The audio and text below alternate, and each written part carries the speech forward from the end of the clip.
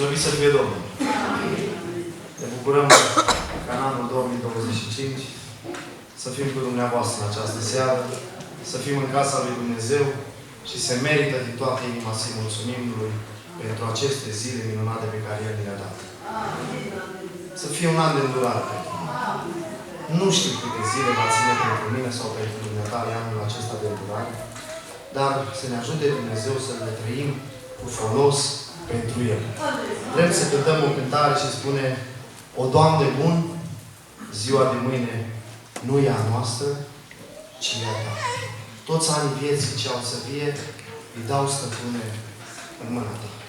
Haideți în seara aceasta și în fiecare zi din viața noastră să ne predăm viața noastră în mâna lui Dumnezeu și El să ne conducă.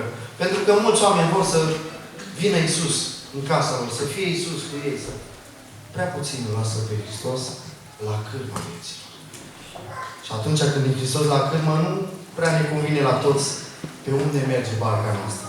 Dar cel mai important, când cântăm cântarea la cârmă, este Iisus.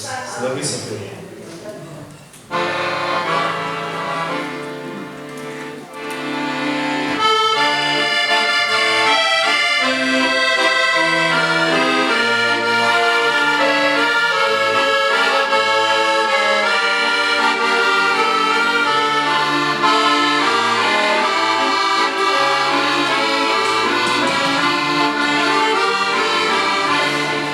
O, Doamne bun,